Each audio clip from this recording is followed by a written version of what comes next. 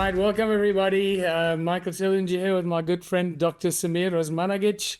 And I specifically invited Sam to have a conversation with me because I started to get inquisitive about how he found the tunnels. I've been to Bosnia, I've been to Visoko many times now. I can't even remember how many times. Most recent visit was in June 2025.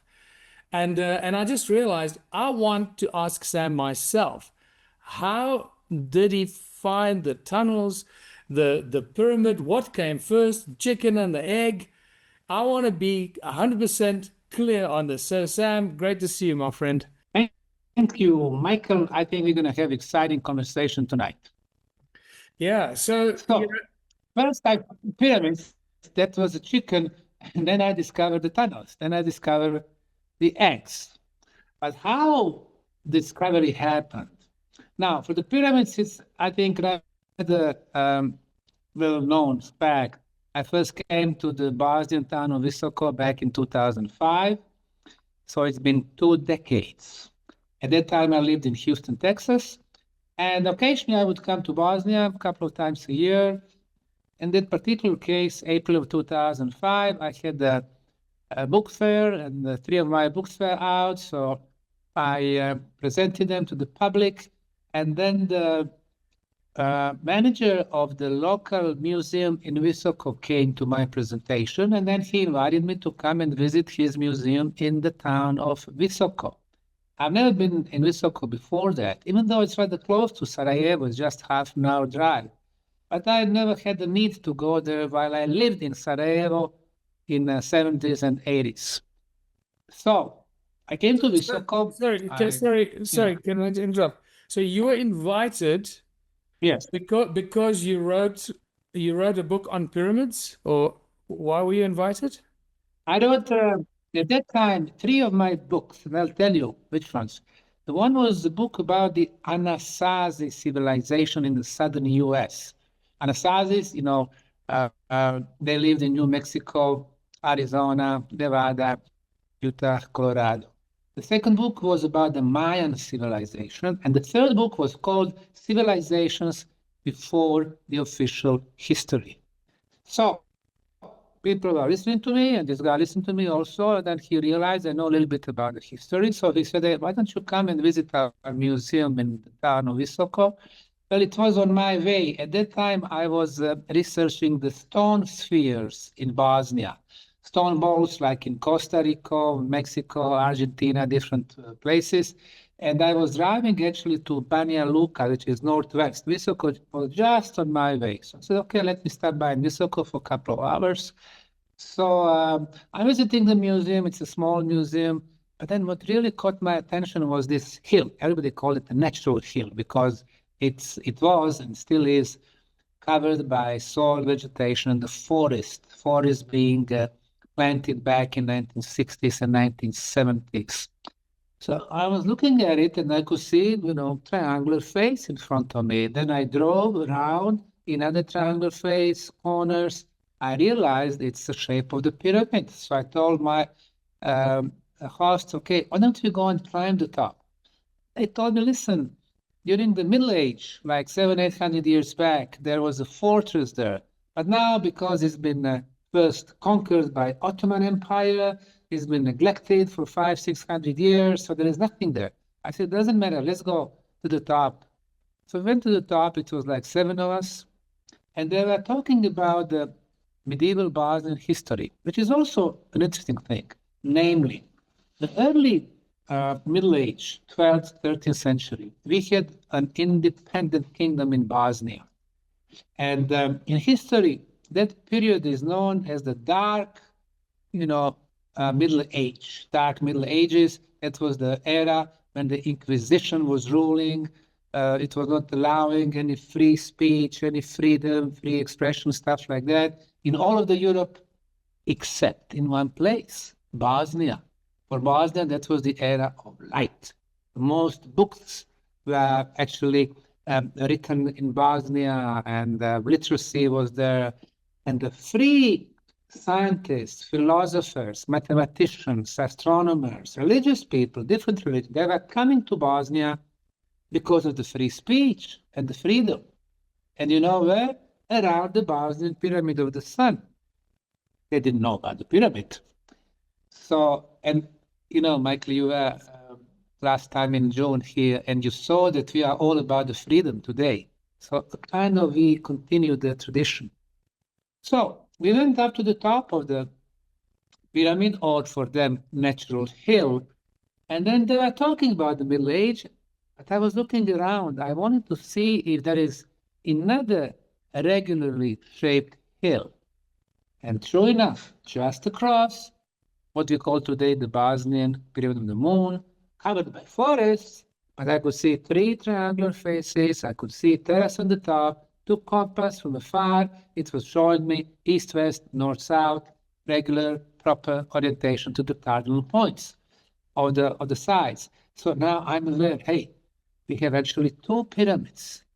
And then, of course, before that, my PhD was about the Mayan civilization, Mayan pyramids, and they were all covered by forest. And so I could kind of recognize the structure below. So I I think just had, for people that might yeah, not be aware, like that whole complex at Teotihuacan, I mean, that was just a bunch of hills covered by forest and trees and grass exactly and until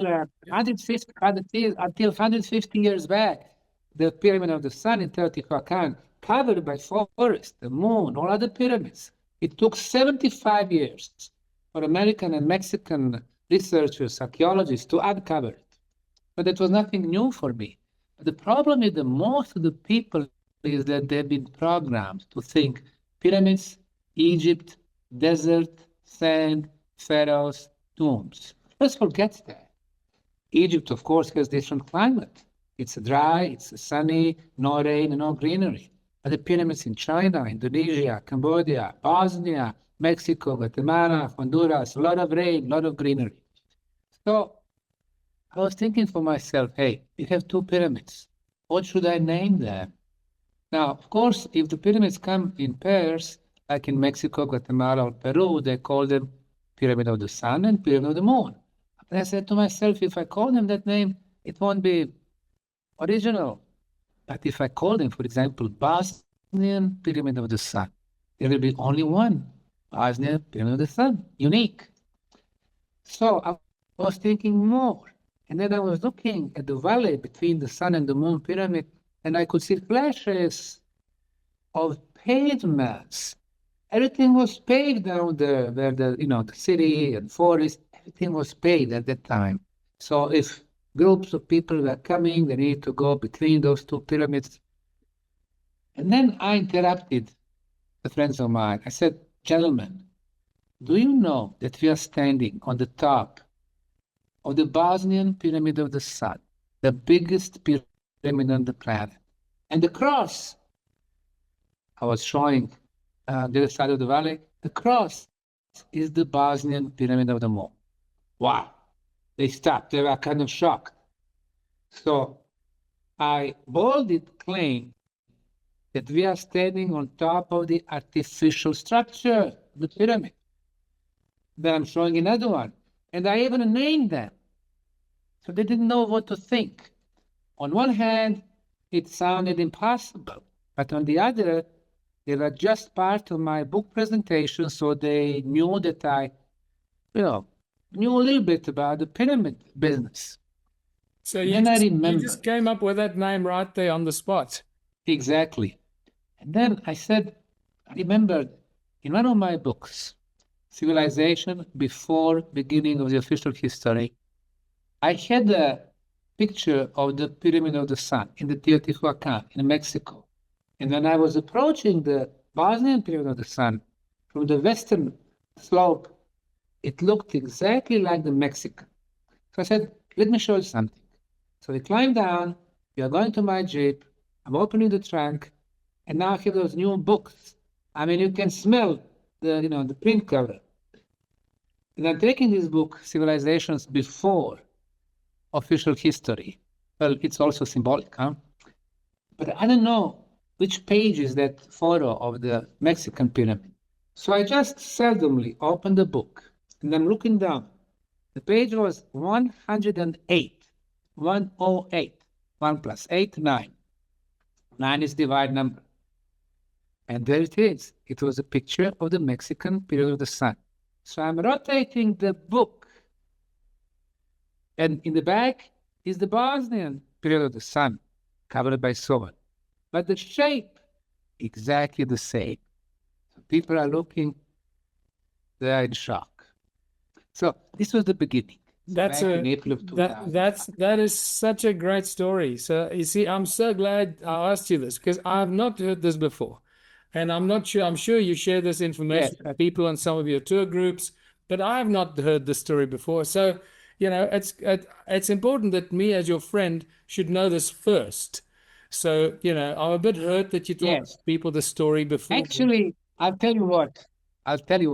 What. I have never told this before, except in a few cases, and it is in my books. So, but Sam, before we continue, I just want to make sure Yes. for people that are watching this and may not know you or know about your history, you mentioned earlier in passing, very fleetingly, that you have a PhD in history and specializing in the Mayan pyramids. Just give us more details about that so people can Yes. understand your background and your knowledge of pyramids. And just before you do that, I often say to people when I talk about you that Sam Osmanagic probably knows more about pyramids than anyone else in the world. And I really mean that when I say that because I know your background. I know how many books you've written about pyramids. I know how many countries you've traveled and pyramids and seen all the pyramids in the different countries. I don't know anyone else that has done that and seen the pyramids that they talk about. So just give us a little bit of background about your knowledge and background of pyramids so that people understand why you recognize the Bosnian pyramid. Yeah, gladly. So, when I was doing my PhD, I lived in Houston, Texas. I spent about 25 years over there. And then, it's very convenient to travel from Houston to Mexico, Guatemala, Honduras, El Salvador, Belize. It's 1.5, 2 hours, flight time. And there were times when I would go to Mexico City, I would rent a car, and I would, for a month, I would be traveling, checking different Mayan sites, 2, 3 sites a day. Some of them were open for public, some of them were not open, but there was archaeological excavation. Some of them were forgotten, completely under the forest. So I would be going there, so exciting. And every Mayan town was a little bit different facade, different walls, different orientations. So I was really enjoying my trip. So for years, I was researching the Mayan civilization. I realized that what they are telling us about the Mayan civilization is wrong. Also, telling us, they are warlike, people, they are fighting all the time, they are barbarian, blah, blah, blah. That's the English story. In reality, they are so sophisticated, so advanced. I mean, imagine, Michael, they're telling us, they were there from like 3,000 years back.